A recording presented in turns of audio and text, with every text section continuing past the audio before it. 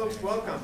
Welcome to Informing Nonproliferation with Intelligence. My name is Alan Cooperman. I'm an associate professor here at the LBJ School of Public Affairs. I'm also the coordinator of the Nuclear Proliferation Prevention Project, which is hosting this event in conjunction with our co-sponsors, the Robert Strauss Center, the Intelligence Security Project, and the Clements Center on National Security. If you'd like more information on the Nuclear Proliferation Prevention Project or other events and so forth, you can check out www.nppp.org.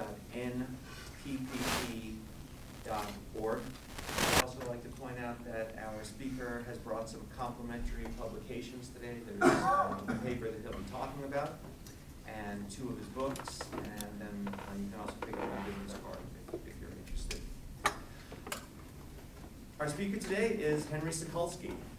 I've known Henry for nearly 30 years, and I've learned a lot from him. He is currently the executive director of the Nonproliferation Policy Education Center, which he founded and has led since 1994. Prior to that, he worked at the Pentagon. He was the Deputy for Nonproliferation Policy in the Office of the Secretary of Defense during the George H.W. Bush administration.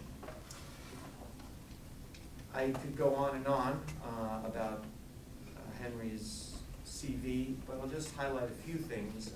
First of all, he's been selected as a member of some very elite panels on U.S. national security, including the CIA's Senior Advisory Panel in the mid-1990s. And he was a member of the Commission on the Prevention of Weapons of Mass Destruction, Proliferation, and Terrorism, which operated until 2010. Henry Sokolski has authored and edited a number of books, including the 2 that are over there, and I highly recommend all of them to you. They are policy-focused, they are timely, and they include very clear policy prescriptions and recommendations. They are smart policy recommendations. They are controversial policy recommendations. And that's exactly what we look for in people that try to bridge the divide between research and policy. So without any further ado, Henry Sokolski.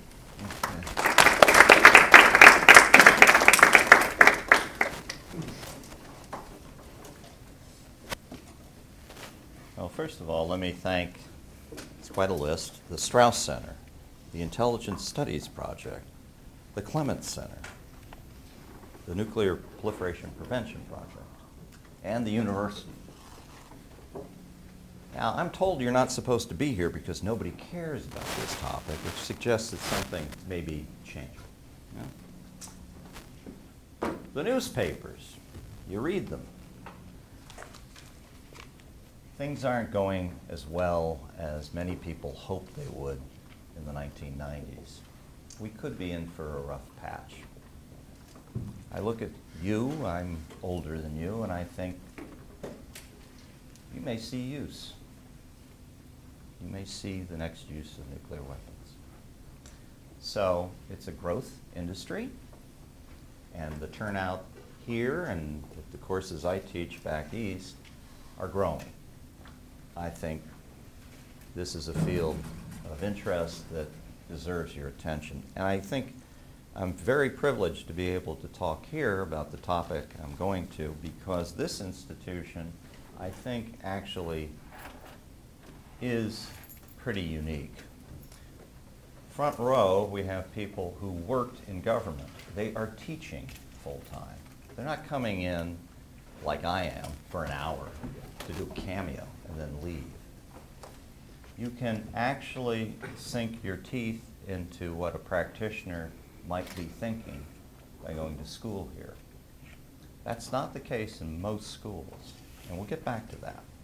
Now, the report I'm going to discuss is a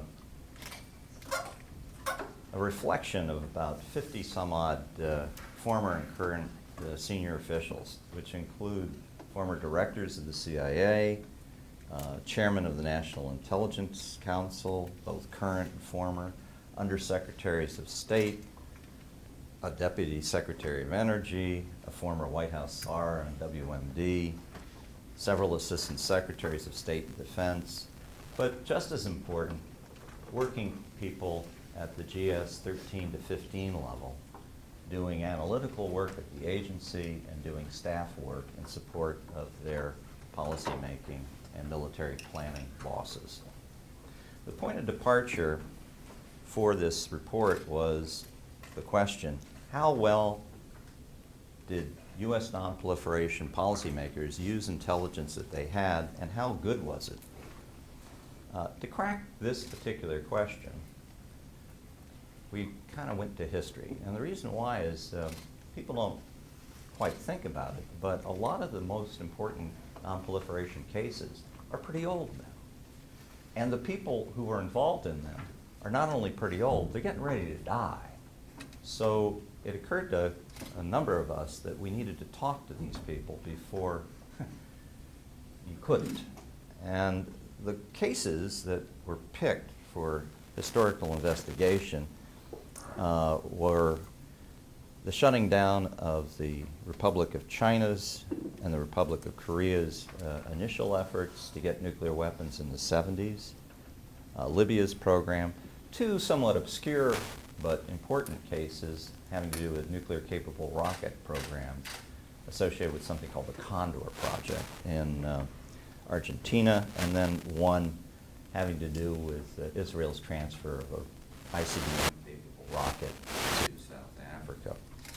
Now, what we did is try to tap some young talent here, academic political scientists, and we wanted to have them do first an unclassified history based on the open sources to try to find out about these cases. Now, I failed to mention, the first set of cases I gave you had relatively happy endings. There are 4 others that did not end quite as happily: Pakistan, India, North Korea, and Israel.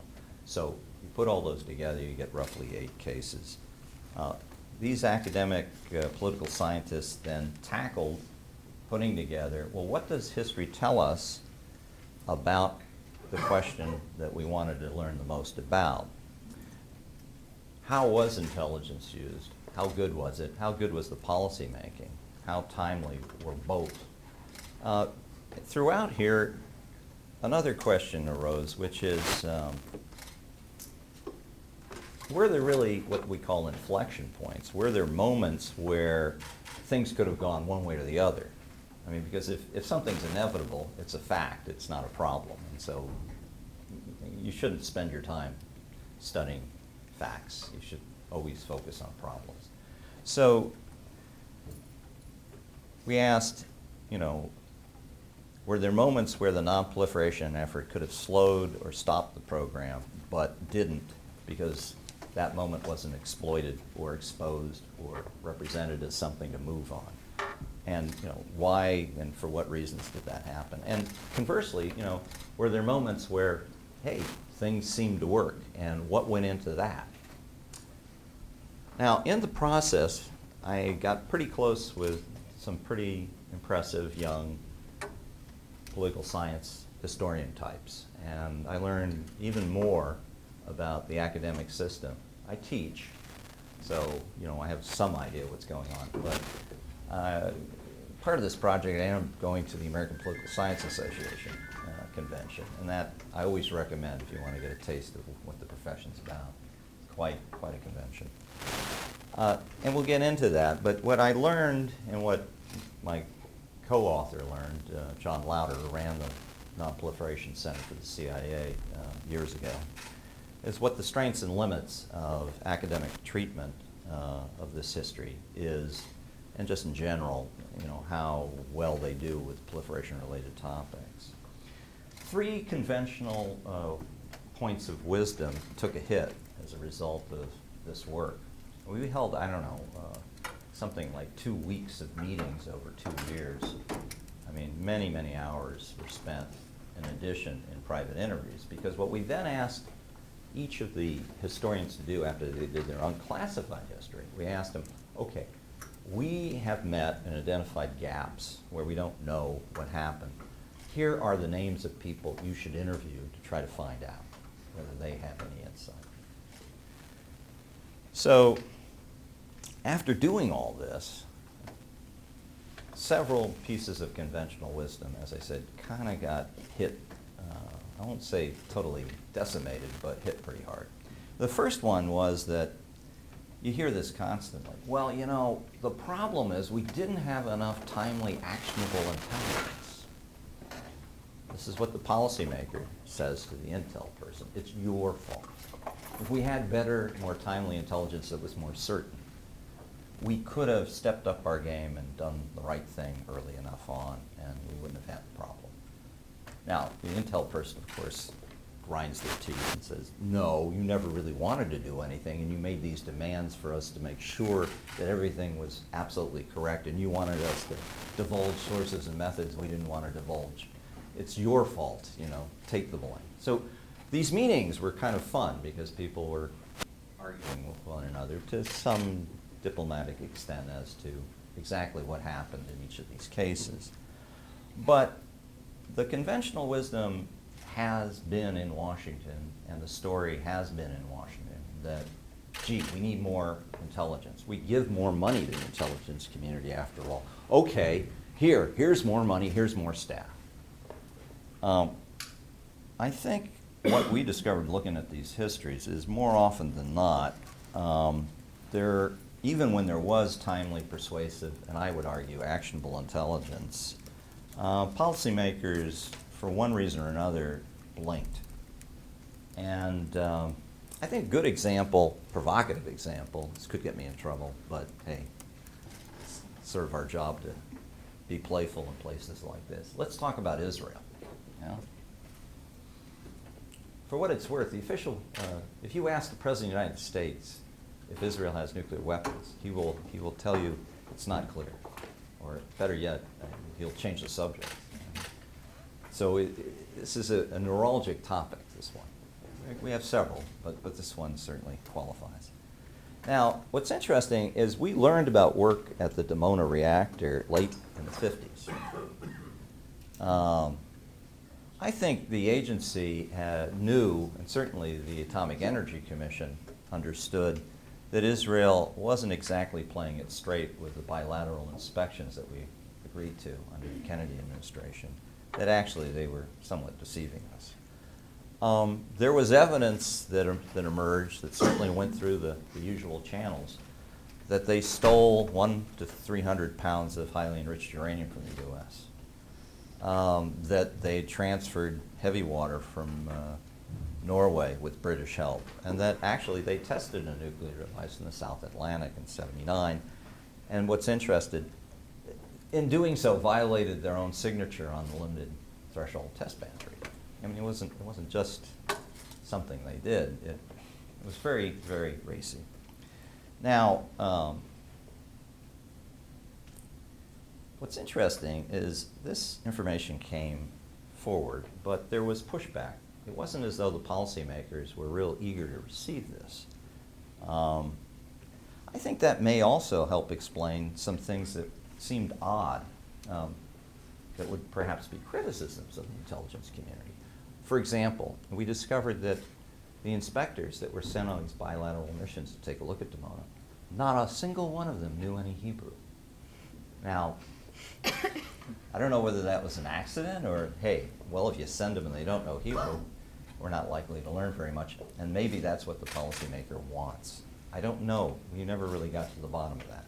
Also, what's interesting is the French government and the British government were very close to us, perhaps our most important allies in the Cold War.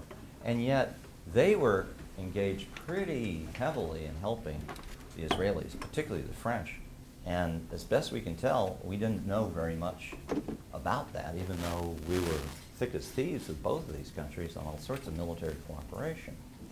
Now, I'm going to say something that someone else said. Don't blame me. Very senior, and after we went through all this, he said, well, I always was of the view, and this is a very senior policymaker who's been in the system for a long time. He said, I always thought the agency knew much more than they ever let us know. Because I think they knew we didn't want to know as much as they knew. That's what he said. Is this a tragedy? Well, you can't prove a counterfactual, but there is some evidence that in the early 60s, the Eshkol government was biting their nails about how serious John Kennedy was about putting the kibosh on the Israeli program. They actually were thinking about, well, maybe we need to slow this thing down. It's also another counterfactual. They asked for security guarantees. Now, there's no way the United States was going to give Israel security guarantees then. But when you look back and you think about it, considering where we are today, we're giving them security guarantees now, aren't we, effectively? They are a non-NATO ally for purposes of law. And they have the bomb. You know, one thinks maybe it would have been better to have thought that one through a little harder at the time. Could have been a good deal. I don't know. I mean, I'm just trying to play with you here, but as policy analysts and people interested in politics, this is the way you need to think and rough up history. You want to have applied history, as the people at Harvard say. There's a big project there. I recommend it. Things are not generally as inevitable as we think if we think about it enough. All right. Now, the problem in the case of the Israeli situation is I think the policy and intel communities, after some engagement, kind of learned how to keep within their lane in a way that I don't think was as healthy as it needed to be. I do think the agency did try to push, but got pushed back, and after a while did not push, plain and simple. Maybe that wasn't so good, but there is a contrast. Certainly what this history, and it wasn't just Israel, you know, we did Pakistan, North Korea, there's similar kinds of pathologies for different reasons. It certainly wasn't a lack of intelligence that produced the kinds of policy actions or inactions. It was the lack of priority or demand for the intelligence on the policy community's part. In the case of the other four cases, and I'll take the example of the Republic of China, very different. Everybody, intel and policy, was reading from the same sheet. They knew what the long-term stakes were, and they worked closely together. And there were a couple of reasons why. For one thing, there had been a really embarrassing case in 1974 dealing with India, where the Indians set off a nuclear device using material that had been produced in a Cirrus reactor. It was called a Canadian U.S. Indian reactor. And this reactor was a heavy water reactor, and the accusation was that we helped them with regard to the heavy water, that the heavy water in that machine was actually American. State Department denied it.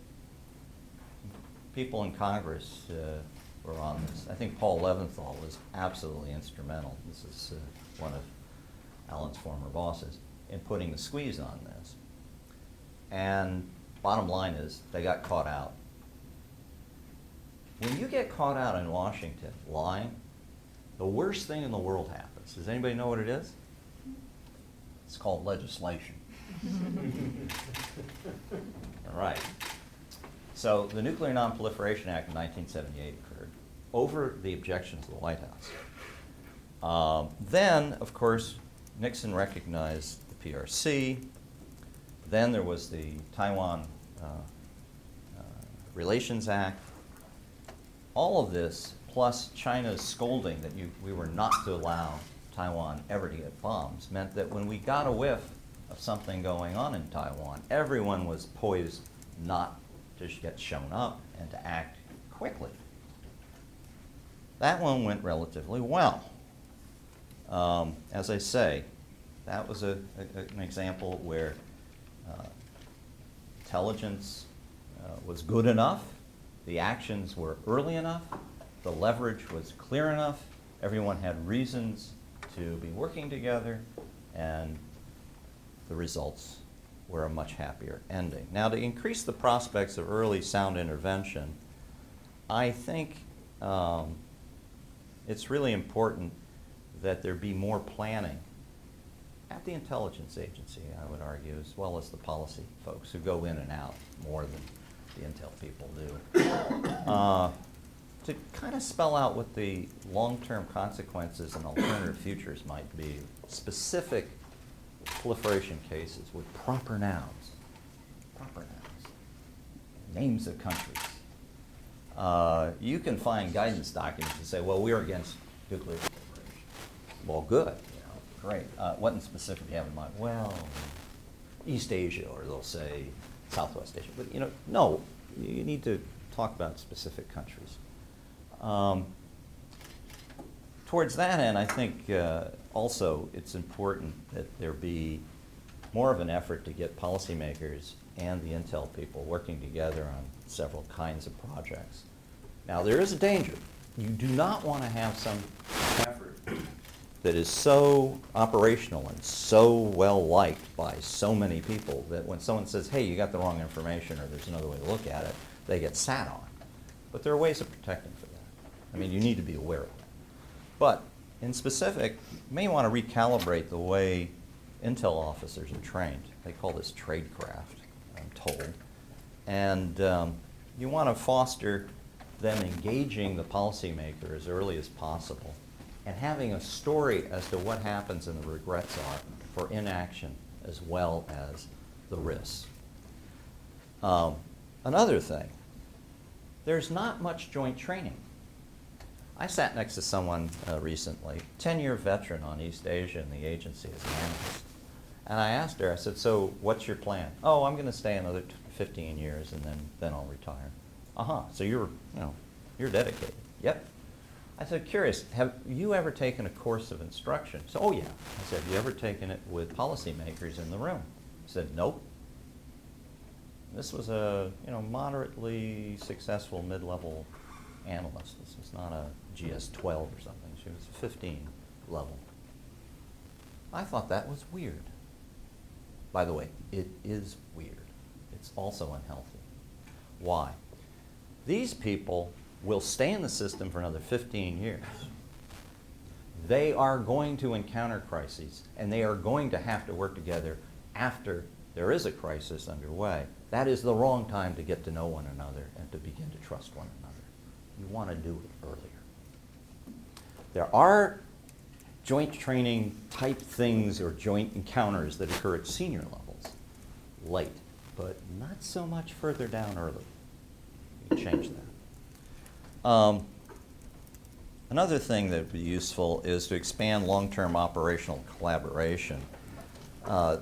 One way to do it is to there's an interdiction group. You can add missions to it. Because it does have policymakers and intel people doing day-to-day, well, how do we stop this shipment? Should add some missions to this. I think the one thing that would be most useful, which is perhaps heroic and perhaps not that easy to do, is to start working with policy people in some kind of joint effort to identify long-term threats. What you want to do with the spread of nuclear weapons is imagine futures that are really bad and imagine better futures that are really good. And then work backwards from those imagined futures that you want and the ones you don't want to come up with national, what do they call these things? I always get this screwed up. They're NITs, national intelligence, help me out here. They're what? NITs, national intelligence. You're not talking NIEs? NI. National Intelligence Estimates? No, not estimates. National intelligence listings. These are the requirements, things to pay. The priorities in the NIPIF? That's the That, NIPIF. yeah, that's right. National Okay. Intelligence, Yeah. That's the collective priority list. Right. It's a list of things to be looking at. Policymakers drive. not- That's right. Yeah. Well, you want that to be driven by some story or narrative about, well, here's Korea on proliferation, here's Korea without nonproliferation. How do we get to one? How do we get to the other? Oh, well, you'd have to look for these things. You'd have to do certain things. That was attempted, I know, because I was told that as a result of some article I wrote and some other things going on, there was an attempt to create an office in the CIA called the Strategic Assessment Group. It was a total failure, but but the idea was good. You want to try to figure out how to do that. We'll come back to that momentarily. Now, the reason we're going to come back to it momentarily is the very next point is that everyone today will tell you, if they're a politician, that the spread of nuclear weapons and the use of nuclear weapons, terrible thing, top priority. I think even Trump, after he said, well, you know, maybe it's inevitable, we have to get on the right side of history and make the best of it. Maybe we should allow South Korea and Japan to get them. After the blowback, you know, he's a sensible guy in some respects. He says, well, it isn't my preference to do this. After all, I'm entirely non-proliferation, he said, which I thought was another delightful use of the word, which is increasingly meaningless. It's in the name of my organization, so I can speak without being offensive on this point. In any case, what I'm trying to get at is you won't find a politician saying bad things about the need to promote nonproliferation, but you don't necessarily see a whole lot of focus and priority in the system on taking risks to prevent it. I think in this regard, things are getting, they never were terrific, but they're getting worse. This is sort of a Platonic assessment of politics. It's always downhill. But I think in particular there are reasons which can be arrested. One is there is this fascination with the argument that more might be better. And you see this with Mr. Trump, but I don't know how many people know this, but Boris Johnson wrote a piece in 2006 where he argued, well, you know, maybe we should give Iran the bomb. You know, that should solve it. It'll be stable, trust me.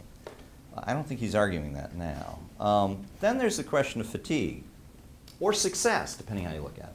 I mean, now, you see, in the 70s we were worried about Pakistan, India, Iraq, Iran, Libya. I guess some people were worried about Egypt. Then there were the problems of South Korea, Taiwan. I mean, it was quite a long list, and it was all open-ended. Now, some of those cases have been closed. Saddam's dead. Gaddafi's dead. For the moment, those programs are dead. The Syrian case, well, you know, everything's been bombed. Pakistan, India, oh, well, we've just kind of grown to accept that. One is a non-NATO ally, the other is a strategic partner, and you know, we're treating them like it's no big deal that they have nuclear weapons, really. The only hard case, in the case of Iran, well, you know, for the moment, we think we perhaps manage that. So the only clear case is North Korea. So why would anybody seek a career or come to seminars like this?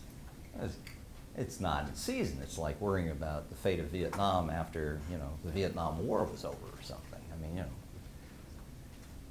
Well, I got news. I think what we identified is there are real trends to worry about. They're not country specific yet. Let me give you a couple examples. First, well, after the Iran deal is implemented, will more countries emulate Iran and want to get right to the brink of bomb making by being able to reprocess and enrich? Is that the takeaway? Will that be the future? Don't know. There are a couple of contingent things to figure that out. Here's another big one. Pakistan and Russia actually think using nuclear weapons is a good idea. First, use small ones. Set off a device to prevent a conventional attack from persisting. It sort of de-escalate by popping off a nuclear weapon. What if this becomes popular, let's say, in India or China? Does anybody know what by the way, you're not supposed to know, so you can get this wrong. Does anybody know how many nuclear weapons the Army Chief of Staff in 1956 testified in closed hearings was that he thought he needed to defend Europe with tactical nuclear weapons. By the way, you can get it wrong. Anybody have a guess? What do you think you would need more tactical nuclear weapons in Europe in the mid-50s if you were a general? Any ideas? Oh, come on now. Make a mistake. That's what we're here for. 100? Thank you. Now that person's going to learn. How about 151,000? That's a big number.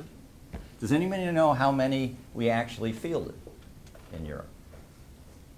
The number is 7,000. We had 3,000 at sea. So you don't just have one or two of these. You're shooting at moving targets. The yields can sometimes be no more than 10 tons, which is the size of the largest conventional bomb dropped on the Nazis in the Second World War. You're going to need a lot of these. Not only that, you're going to have to delegate their use, and you're going to have to use them early. So that then raises the next question. What if there is use? I think I mentioned you may see it. If that doesn't get you to pay attention to this topic, I don't know what will.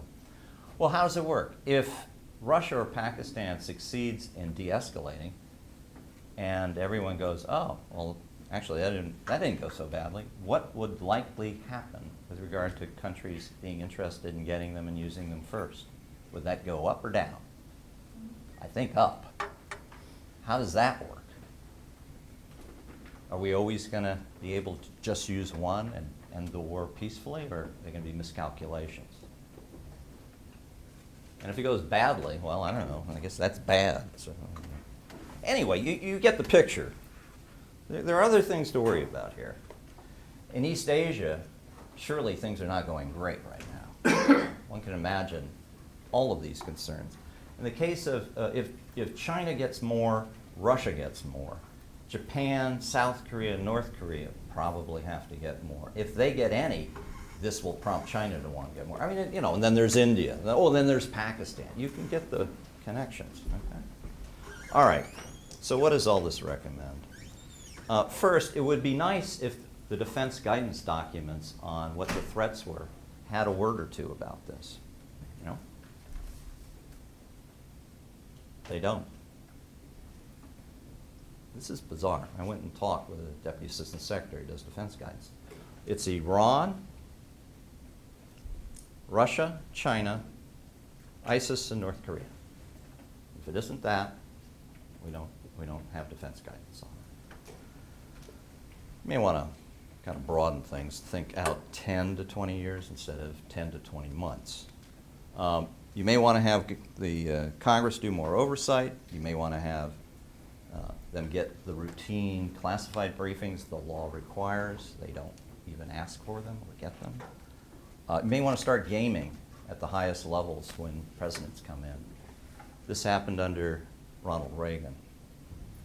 Made a big difference on how he thought about nuclear weapons. Okay, last point. There's an assumption that the academies and you folks are doing a knockout job in preparing everybody to go into public service and to assess all these things. And I think places like this actually do a good job. There aren't too many of you. Actually, most schools don't even teach courses on national security. And I'm talking big schools. They don't do it. There are a lot of reasons for this, which I'm not going to dwell on because I don't think this place has that problem set. But it has to do with academic finickiness or disinclination to get involved in interviewing people who are practitioners, to be blunt, much less let them into the schools and teach a whole course instead of just cameoing. As one fellow told me who was doing this history, he said, well, why do you want us to interview these former officials? I mean, they're going to lie or they're not going to remember. What's the point? And then I won't be able to publish it in international security, which, I don't know, how many people know what international security is at MIT? Look it up in the library. To get ahead in the field, you got to publish in this thing. Well, they'll say, well, that's just someone's story. Is that documented? So they don't want to do any kind of intercourse with people in the front row here, not really. Well, how's that work? Documents generally aren't very clear until they're corroborated by interview, and you have to do that, number one. Number two, the stories are what matter. Life is measured by how many good stories you have. Politics, life, blood is stories, many of which are not true, and you've got to know the difference.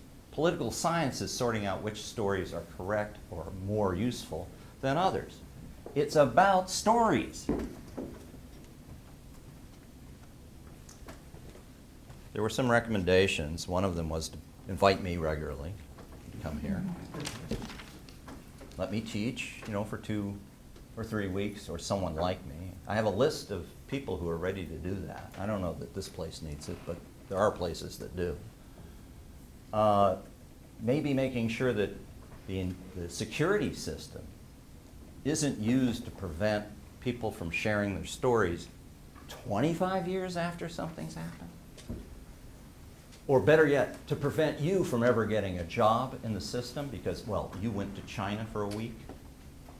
Or, you're Jewish and you went on the West Bank and shook the hands of someone who was Palestinian. I mean, there are all sorts of ways in which people get slowed down.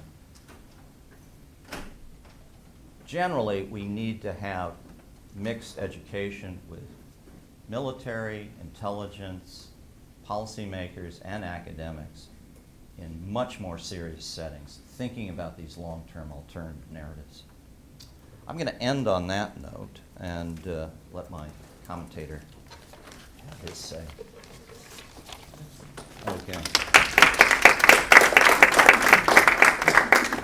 Well, as Henry's the first to tell you, he's not from the intelligence community, was not an intelligence officer. He's speaking about intelligence, and that's why it's so helpful to have somebody who really is viewed in the intelligence community. Stephen Slick came to the University of Texas 2 years ago, and to found and head the Intelligence Studies Project at the LBJ School of Public Affairs. Professor Slick served 28 years in the CIA's clandestine service, including 5 assignments abroad. In addition, from 2005 to 2009, he was a special assistant to the president and the senior director for intelligence programs and reform on the staff of the National Security Council. So Professor Slick will provide about a 10-minute response and discussion, and then we'll get into Q&A with the audience. Thanks, Al. Well, great. So I'm delighted to be here. Thanks for the invitation, Alan. I see, I'm guessing about 40% of my students are here in the class. That's pretty good. Extra credit. Well done. And thanks very much, Henry, for this, for the opportunity to engage with you today, for your thoughtful comments, and also for the study that you've done. I'll be interested in reading more of it. You provided us with a synopsis that I'm going to react to. Okay. But it's a fascinating project, and I should assure all of you that Henry shared with us in advance the list of people who participated in this research project, and it's unbelievably impressive, and more so because of what some of us know about how the intelligence community has handled proliferation over the last several decades. These are the big hitters. These are people who've had important supervisory and policy and management positions, and they were involved intimately in all of these events and incidents that form the substance of the report. So you really talk to all of the right people. And now in the interest of setting standards and expectations low for what I'm going to contribute, I'm a stand-in today. I had originally recruited my friend John Sather to come be the discussant after Henry's presentation. John is an Austin resident and good friend of ours, and also had led the Counter-Proliferation Center at CIA. So he did this for a living. I've been involved in it, but not nearly to the same extent. So I have 3 observations for you. Some based on what you said here today, others based on the synopsis, the summary, that you provided to us earlier, so I'll apologize for that. And one question, just to kick off the discussion. And then the final part of my mitigation strategy is I'm going to turn to Paul Pope when we get to the first question. Paul's my new colleague, well, actually, he's my old colleague, but he's my newly renewed colleague here at the LBJ School of the Intelligence Studies Project. And Paul has actually spent some time in these vineyards. In fact, I first met him when he was running a counter-proliferation project at the CIA. So, my observations quickly, Henry. The three lessons that you described in the summary that you sent to us in advance for that managing that perilous relationship between policymakers and intelligence professionals is what I'm going to react to. So in the first instance, you cited instances where policymakers were provided timely, complete, accurate intelligence on a given state's proliferation program, yet they fail to act. And you make the argument, I'm being overly general here, that it's either a matter of prioritization or it's a matter of avoidance of a difficult decision. And I would just suggest to you rhetorically, in the case of Israel, which is one of the examples that you cited, I think I could make a case, and I'd be curious if you would agree, that rather than avoiding the problem of Israel allegedly, purportedly, pursuing and acquiring a nuclear deterrent capability, rather that was the policy decision. The fact that based on this intelligence, a series of US presidential administrations elected not to take steps that were available to them to either dissuade Israel or to prevent Israel or to punish Israel for what it was alleged to have done. And I'm shielded in my remarks today because I picked up my pen on the way down from Israeli military intelligence. Who knows what it'll do? This will all be well recorded for posterity. In any event, so to summarize, my observation in that regard in hearing the account of Israel is rather this may not be an example of policymaker avoidance.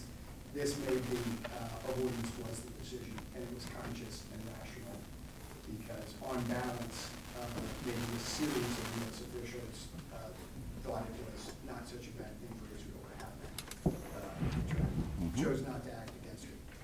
Okay. The second point that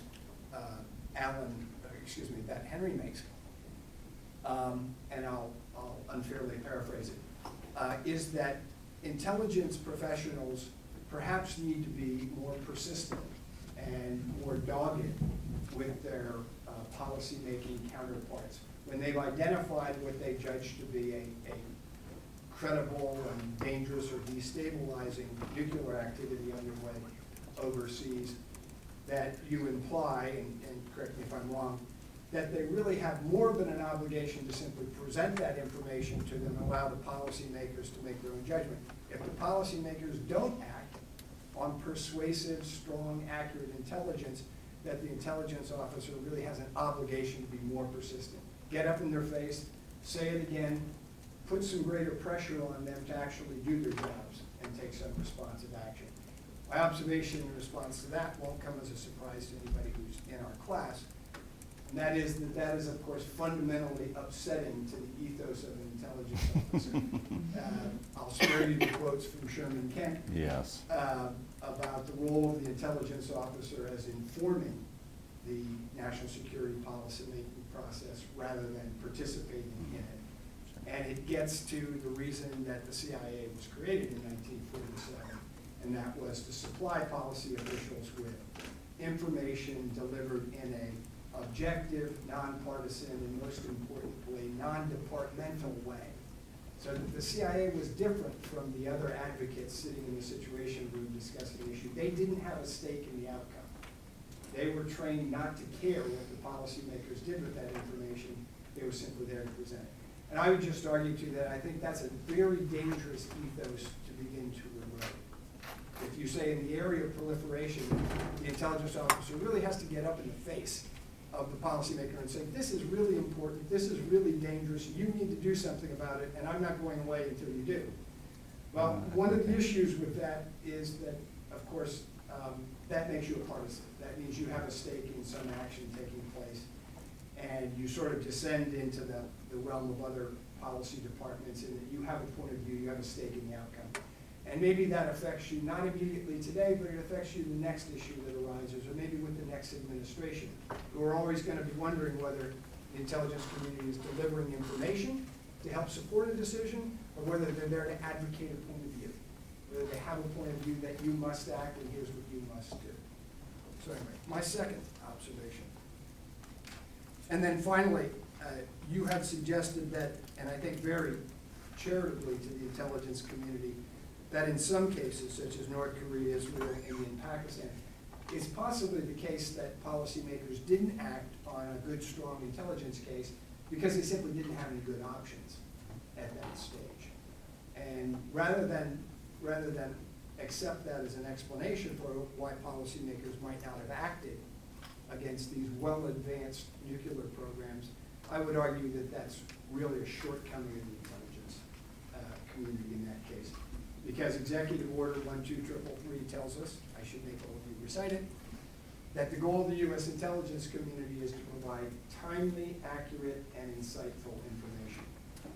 And I would make the case, and maybe a little harsh on our former colleagues in the intelligence community, that if the IC brings to policymakers a fully baked nuclear program that State X has, and the policymakers judge they don't have any useful options to counter that, well, that's the fault of the intelligence community, because that information is not timely. They simply didn't bring it to policymakers in time to give them options. And there are examples, whether it's Iraq in Syria or other instances where intelligence professionals did bring something to policymakers in time, and they were able to act to prevent a proliferation event from occurring. And so I would be more inclined to put blame on the intelligence community rather than policymakers in those cases.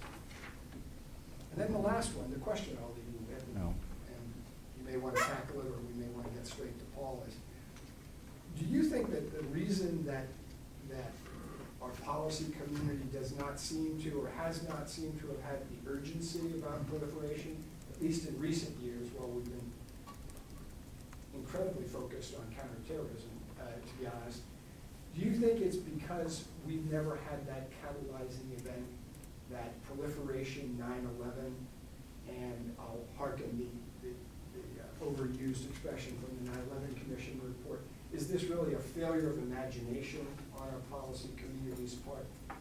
Because no state has ever unlawfully acquired and used a nuclear weapon in ways that materially harmed the United States, we just can't imagine how dangerous this is yet, and we're not going to get an appropriate policy response until we're confronted with 9/11. So are we in the pre-9/11 counterterrorism phase, where we can't yet imagine how dangerous and difficult this is going to be when it actually happens? Okay. So Let me tackle that. So I'll now take a seat. Yeah, well, you Join sit the right here. discussion. Sit right here. Thanks. I guess I need to just answer the last question right away, get it out of the way, to then deal with, I think, the last 2 points, which actually I think were the same point. Sure, how's that for an answer? However, lack of imagination, I think that isn't quite enough of a criticism. How about lack of memory? If you read about the Second World War, it was pretty awful. Tens, scores of millions of people were killed. So many, nobody even knows who they are. And a lot of them got killed because they were bombed in cities, and their crime being a civilian. That was it. They didn't really deserve to get murdered, to be blunt. You can read about this. It was called terror bombing. How about that? We don't remember because we don't read. How's that? How about some history? Some of these people are still alive. They have pretty interesting stories, pretty horrific ones. So first of all, it would be, your imagination can be motivated by memory in this case. We did use them. We did other things very similar to nuclear use, fire bombings. Get back to that. I think if you do, that would help. I'll tell you what else we lack. It isn't imagination. I recently was asked to speak in front of a group for a creative leadership thing. It was Metropolitan Club, New York. Everyone was dressed to the T's, lots of money. And I was sitting next to somebody who was a philosopher, he said. I said, so you're a student of philosophy? He said, well, yes, I teach it. I said, oh, okay. And why are you here? Oh, well, I'm advising the Defense Department on what their ethical guidelines should be for modifying human nature. He actually said this with regard to, we're going to, make people who can stay up for like 2 months, and we're going to, screw around with what they can remember. And I said, oh, well, that's easy.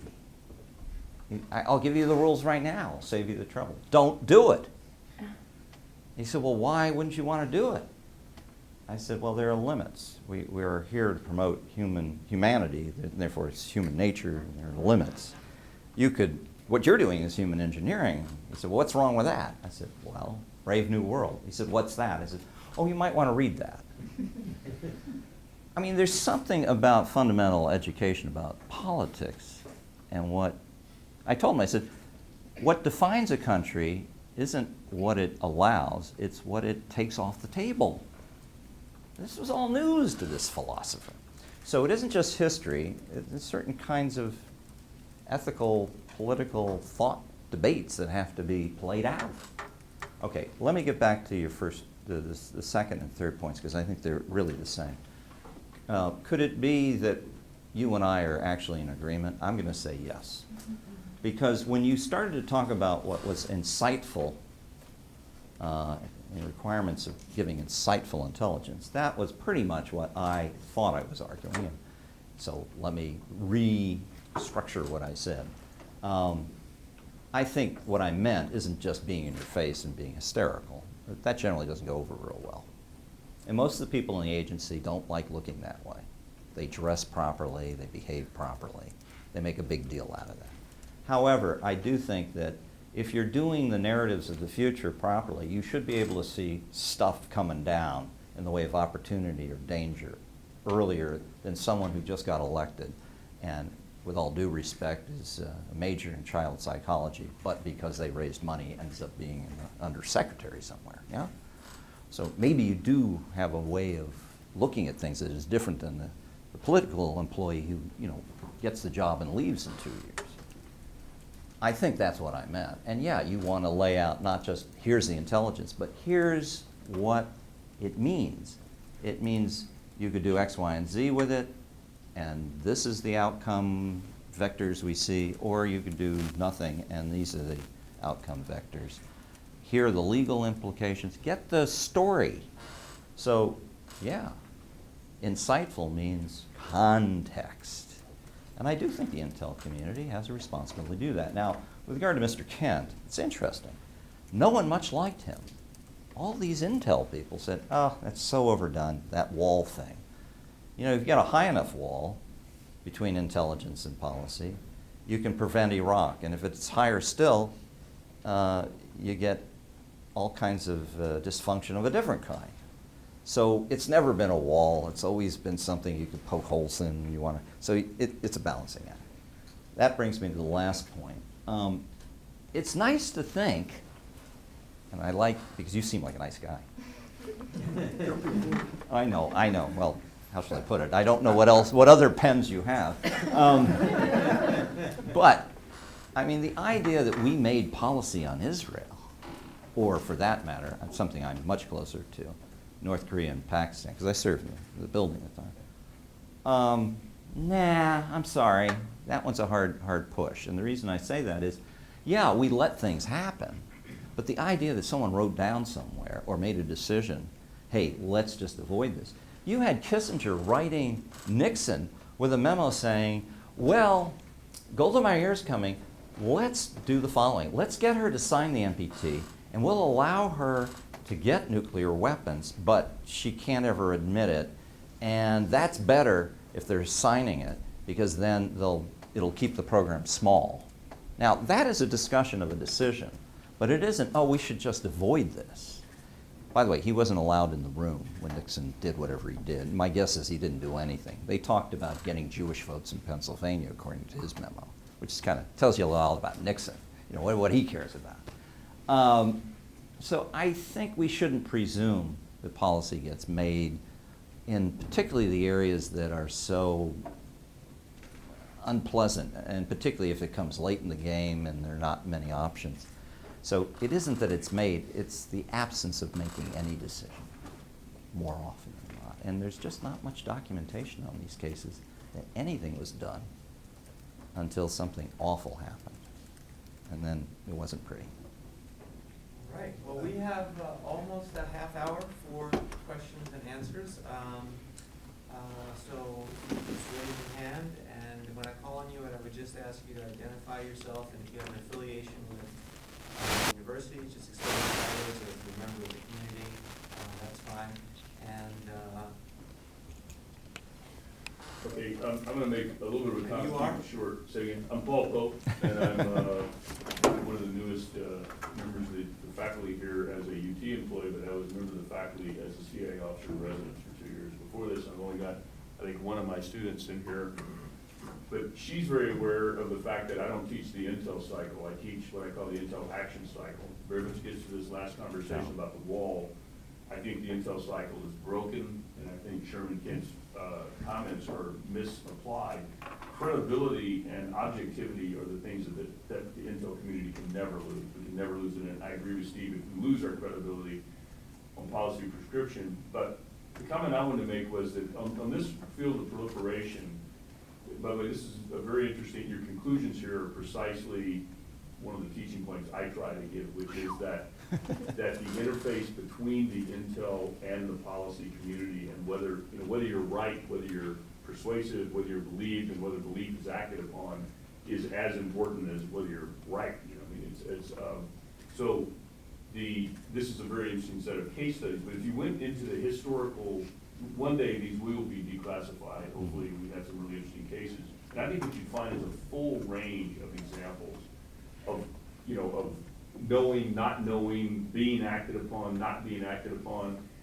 But there are a number of cases, to be empathetic with one of your main points, that I saw where there was actual hostility. Well, to Steve's point, I think that the test of whether the policymaker, the Intel officer should get in the policymaker's face is if they're not pursuing the policy you think they should pursue, or they're deciding, as Steve said, to not pursue a policy, that's sort of not your business. Right. But if they're playing with the facts, that's your business. If you have a conclusion that you've drawn and they are not accepting that conclusion, and I have personally seen that happen many times, where we're just basically suppressing intelligence. By not necessarily the president or the National Security Council, but individuals, it can be very, my point would be, as a comment, that this is a very useful, your conclusions here are very useful for raising the bar on this dialogue about intelligence policy interface, because this is a very important set of cases that you looked at that kind of show how that can happen. But one sort of question I would ask you then related to that is, all of your prescriptions for how to make that better were on the Intel side. And I would argue with you very strenuously that Intel people, every single DI analyst, gets a lot more exposure to how policy works than incoming policy people get to how Intel works. So when you were talking about your prescription, sort of the limits of what intelligence can and cannot do, how it works, all that kind of stuff, how do you see that working on the policy side? That's interesting. That's an interesting question, because the policy people will say, well, you're beating up on the policy people in this paper. I think what I'd hope at some point I could write this. Every time I sit down with these folks, the thing gets longer and gets kind of more burdensome to read. I mean, I started with 2.5 pages, you see. It's now 11. I don't know if we're getting ahead or going behind, but the point about jointness wasn't to slam Intel. The reason the strategic assessments group failed wasn't because of Intel. It was because nobody from policy showed up. Yeah. So that's not good. That short termism is what you're getting. Well, not only that, Focus. why would I, as a policymaker, want to talk about good and bad futures?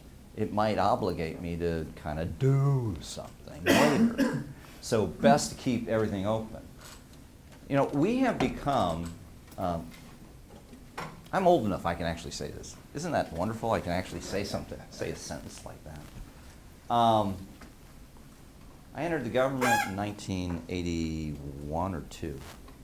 So that's a little bit of time. It's not a lot, but it's more than most. It used to be, when I went in, there was this thing that they did in the executive. It was called staffing up. Does anybody know what that is a reference to? It actually means literally what it sounds like. You would write on a piece of paper, I've looked at the following and found something to be the case. You should be concerned because this might happen. Here's what I recommend. And then it goes up. And then it goes to my boss, and he shakes his head and said, "You're being breathless." Sends it back. Or, "No, this looks good." He sends it up further. And then it goes to someone who can actually cut the nut and make the decision. Okay, now, let me tell you what's happened. During the Clinton administration, well, first I'll tell you 2 stories. First story is, I once saw that I thought we were breaking the law. By the way, the Intel community needs to get into people's face and actually be breathless when the law is clear, so they don't get implicated. Right. So that's a case, that's a hard case. And there's a lot of law. But I saw that we were violating the law. I called a Democrat, I'm a Republican, he sat on the committee. I said, "You might want to hold a hearing." He said, "Why?" "Well, I think we're breaking the law." He said, "Oh, well, why don't you just leave? And they'll get in the press, and then we can hold a hearing." I said, "It's paper. We'll have to hold a hearing." "Oh, well, we don't want to risk that." I said, "What do you mean risk?" "Well, it might not get covered." And I said, "Well, that surely isn't figured out." He said, "Well, it is up here. We don't do oversight. We do aftersight because we want the cameras on it. We want it to be in the paper before we do the hearing." Another story is on the executive side. I once asked someone what they were working on. They told me because they had my portfolios. And I said, "Well, that's a terribly important issue. You should write a memo." He said, "Oh, it lacks gravity." I said, "What do you mean? It's very good." No, I can send it up. But they'll never send anything back down to me. I didn't know what he's talking about. And then I'll check the guilty part. He's someone very famous who used to be in famous, important positions. And whenever he left, there was 10 linear feet of memos that he never sent back.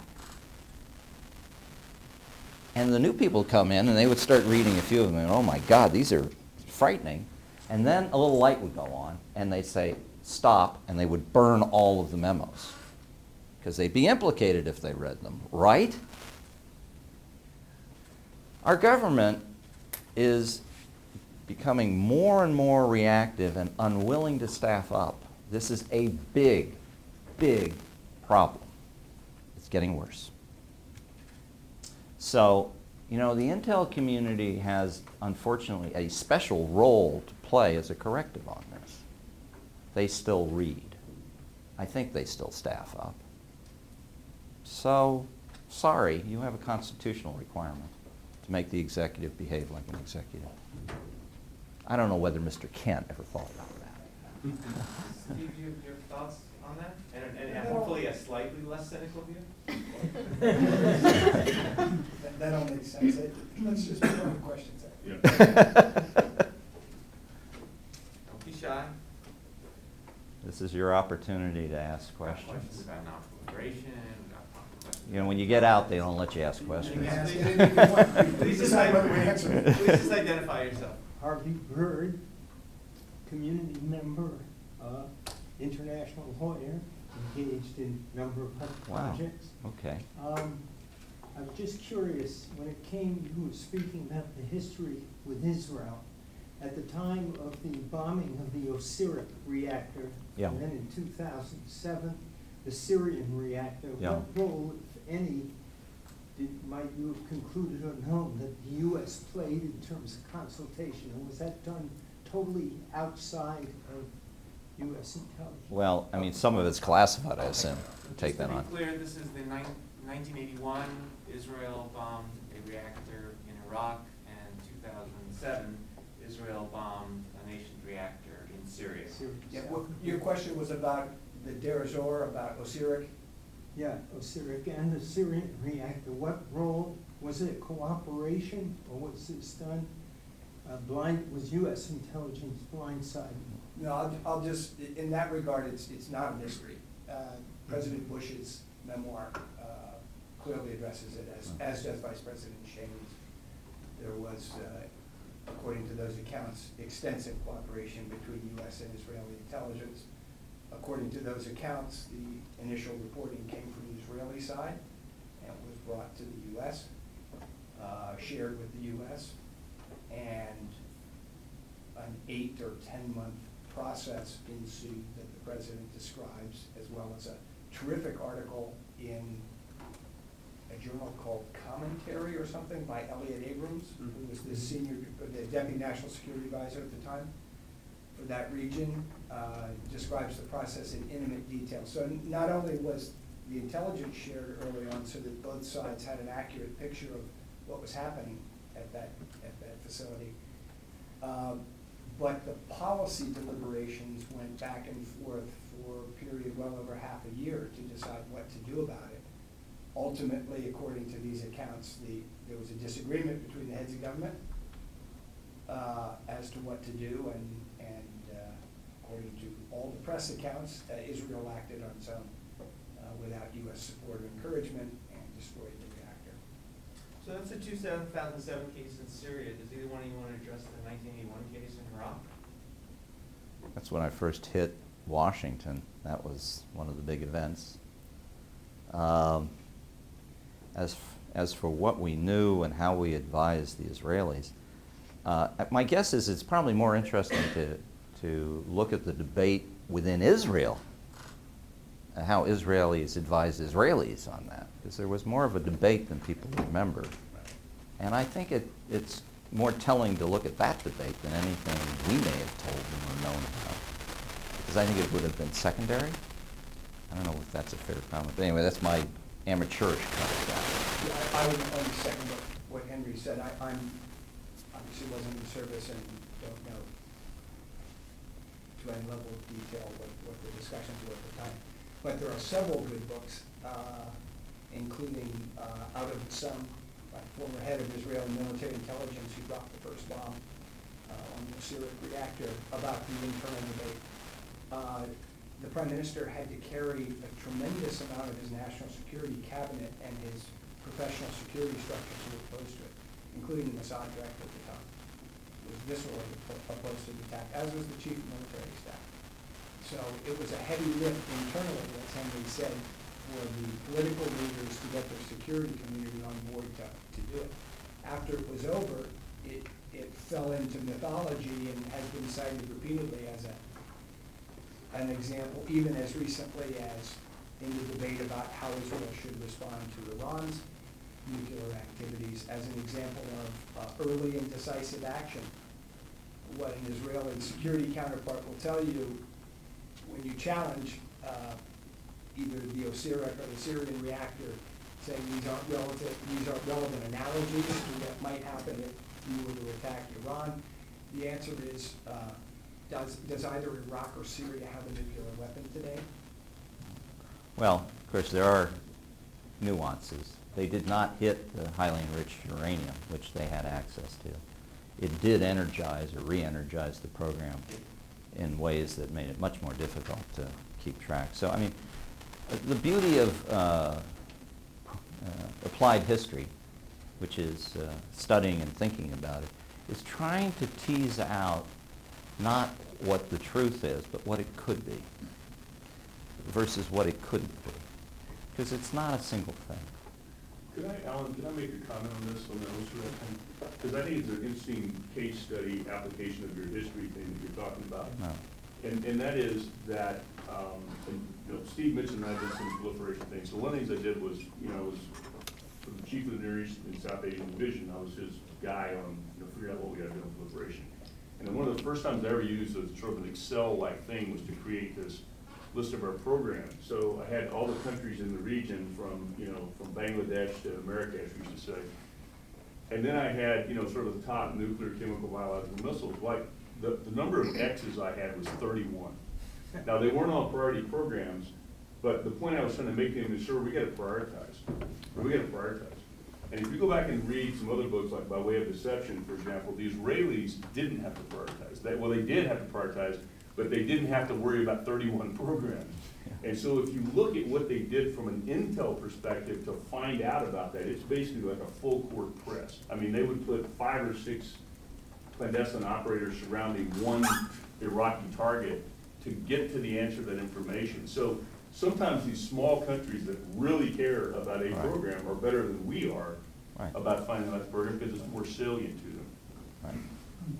That's the reason we have allies, or we should. Thank God we have allies. Yeah, right. Can you identify yourself, please? Don Baldwin, UT Lab. For the various cases that you described, Yes. do these countries have both uranium and plutonium-based weapons? And is your concern, does it differ if they have one or the other or both? Okay, let me see. I want to make sure I don't get an answer that's not useful. In the end, countries that get nuclear weapons and want to keep them don't generally stop. It's kind of like when a country develops an auto industry, they don't stop with the Model T. They usually go to the Escort and then go to the Lexus and kind of maybe even develop one of their own. So the short answer is, if they're in seriously and don't, in fact, arrest their program and stop and actually disband it, and there are examples where countries do that, they generally go totus porcum, or as Lord Fisher would say, whole hog. And so uranium, yes. Plutonium, yes. Boosting, yes. Missile delivery, yes. Submarine delivery, sure. Tactical nukes in time, yes. All of it.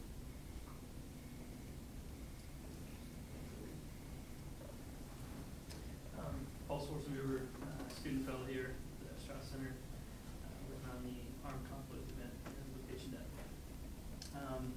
Questions for Mr. Sokolski? Yeah. In your opinion, do you think international verification organizations like the IAEA should play an increased role in facilitating intelligence sharing? Well, first of all, there is a problem with an international organization and a benefit. And you have to know, to answer your question, you have to know what those two things are. The benefit, of course, is they can lend credibility to a finding in a way that no national discovery can. It's good housekeeping, seal of approval when they say, yes, Houston, we got a problem, in a way that any president that's bombed Iraq is not going to be heard the same way, to be blunt. Okay? On the other hand, the IAEA is an international organization that has 2 missions, according to an older man who's now dead that I studied under, Frederick Ley. One is to be a college on how to avoid ever being discovered, because they teach how to do the inspections there. And the other would be how to make bombs, which is the next mission. As they start looking for bombs, they'll have to have bomb information. That'll become the university level instruction. So between those 2 things, you have to be careful that you don't end up helping the bad side of the agency, but you get the benefit. Another way to put it this would be, you want to reform it to sober it up with regard to its downsides. One way to do that, I think, that would be very helpful, and we talked about this last night, is to make it clear that not everything it looks at it can actually safeguard against being diverted for military purposes in a timely fashion. In other words, safeguard is an inspection that allows you to get an early enough warning that you can intervene and prevent the diversion from resulting in becoming a bomb. For highly enriched uranium and plutonium, for, I would argue, bulk handling facilities such as enrichment, reprocessing plants, you can't do it. They need to admit that. So if you could get these agencies to say, we can monitor some things but not safeguard everything, I think you could get even more mileage out of them, and it would be a really big plus. So the short answer is, we should be working with them. We should be working with them both to reform them and to inform them to the extent we can, but be careful not to then educate the bad guys in the system who are milking them. You know, after all, the Iranians go to the IAEA, and so do the North Koreans, quite a lot to their archives to figure out what to do for programs. It is quite a library. Paul, just to address your question about the IEA as a venue for information sharing, or, I don't want to put words in your mouth, but as a clearinghouse or a conduit, yeah, place highly flawed, highly imperfect in that regard. The IAEA is, you know, an international organization to set up, to monitor, and enforce the elements of the NPT. Politics, national interests, all those things are the lifeblood of the IAEA. So any intelligence that's shared with the IAEA or between multiple IAEA member states, you have to be highly skeptical of. It may or may not be true. It may or may not be complete. If, for example, just to take a hypothetical, Israel were sharing information with the IAEA on Iran because they want them to reach a certain conclusion about the state of Iran's programs or the nature of things that should be inspected when the IAEA gets on the ground. If they had exculpatory information about Iran, evidence that perhaps Iran wasn't doing something or this site was not being, would they share it? That the IAEA, it seems to me, is a highly imperfect place for sharing intelligence. For folks like us who spent a lot of time dealing with foreign security services, intelligence sharing works best when it's bilateral, one service to one service. It's hard when it's one state to one state because there are multiple services. You throw in a third government, you probably have insurmountable problems in terms of sensitivity and honesty and candor. You throw in, I don't know, 35, 45, 150. How many governments participate in the IAEA's dealings, and it's impossible. Well, by the way, this is the reason why there are other government departments that sit on top of these people and say, we don't care. You know, I know there are certain natural tendencies. You know, policymakers want coonskins or avoid being blamed. Intel people like intelligence and piling it up and protecting it. And so, you know, there's some natural bureaucratic natures and tensions. That's the reason you want them eating at the same table and drinking the same beers at the same bar. Well, just to Steve, add to what can Steve I- said real quick, I mean, you're not necessarily not sharing intel with IEA, but when you do share it, Be careful. you're basically saying this is release Russia. Yeah, exactly. You know, This is what? Releasable to Russia. Releasable to Russia. You know, when you write an intel, they can have like secret, no foreign, except release UK. Well, when you give it to IEA, it's like, you know, rel China. It's real world. Yeah. It's actually New York Times. So Steve, let me follow up with a question you won't answer. Great. This won't take long. As Henry said, there are certain times where it would be very helpful for the IAEA to say, we have found X. But the IAEA may not have the intelligence to be able to say, we have it. But we, the US, may have that intelligence. So might be in the US interest for that intelligence to be conveyed to the IAEA in a deniable sort of way, so that the IAEA could then follow up that intel and say, we have found X, but in fact it was really the US that found X. If there were such a situation, how would that be handled by the US government and the US intelligence community? I don't think there's anything particularly sensitive about that. The U.S. intelligence community shares all sorts of Yeah. intelligence with the IAEA to inform what they know, to inform their judgments, to inform the periodic reports and perform their inspections. So does the government of Israel, and so do all sorts of other people. Well, At what level of the government is that decision made? Because obviously, there's much more stuff we don't share than we do share, I assume. Okay. So at who decides, Well, at what level of that's- government, what we're gonna share and what we're not gonna share?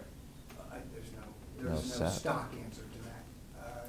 There could be decisions about sharing certain sensitive information that are made in the Oval Office, and there could be others that are made by a U.S. official in Vienna, serving on the staff of the U.S. mission there. should reassure you, though, that it does happen. I mean, you can't understand how we determined that there were special inspections required of North Korea unless you connect the dots on what probably was shared with I mean, them. Right. The Well, you can IEA, have- other than declarations it receives from member states, has very, very limited capacity to go out and learn these things. They depend critically on nation-state intelligence collection. It could be as low as a collection management officer in a division. In other words, an ambassador could come in and say, I really need more flexibility to talk about this issue. Can you find a way to help me do that? And then we write what's called a tear line, which is, okay, here's what, out of this big classified report you're authorized, here's what you can tell them. That happens on a regular basis. Hi, my name is Harry Kemp, first year student here at LJ School as a global policy studies major. So we have talked a lot about the spread of nuclear weapons to other countries, precisely 4 aside from 5 major states.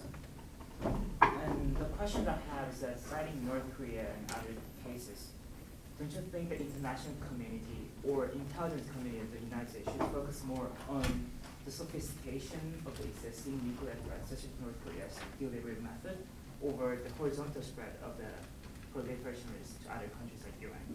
I have a one-word answer, yes, which is to say both. You're right. There is this tendency to say, oh, well, they already have nuclear weapons. Game over. Next, don't. You want to look. In other words, a good case here is North Korea. We care about whether they can hit halfway around the world a target. That matters, in addition to them having. China. If they really only have 200 to 300 nuclear weapons, that beats them having 30,000. You want to know if they're moving in that direction. So and for what it's worth, as they improve their arsenal, It's going to put tremendous tremendous pressure, after all, on South Korea and other countries. perhaps to consider their first one.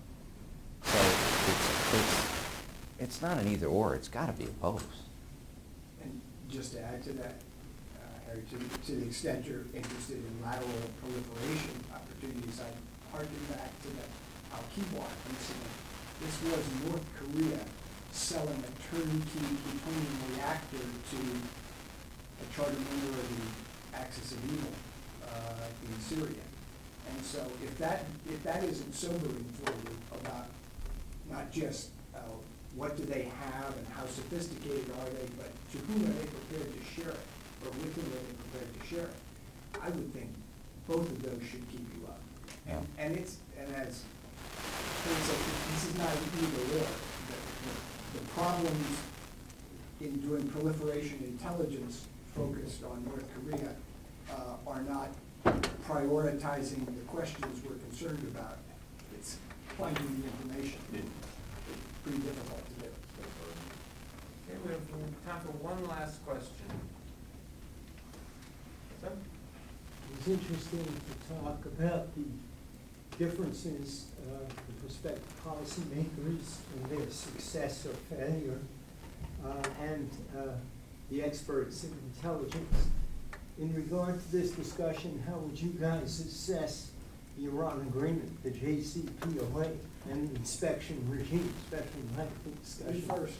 Okay. If I could just ask you, since we could talk for 3 hours on the Iran No, deal, this one will be to short. Focus on the intelligence aspects and All right, well- intelligence gathering aspects. Yeah. Here's your take. If you think the Iranians really are not interested in getting a bomb, then you don't really need to worry much about intelligence or even the technical terms of the agreement, because it's a political barrier that gets in the way of what they don't already want to do anyway, and it's a good thing because it's an additional barrier. I think the proponents generally sell it wittingly or not, that way. Because if you take a look at the technical barriers that are placed in that agreement, they're not really as tough and give as much time for a dedicated, enthusiastic bomb maker as they sell the agreement.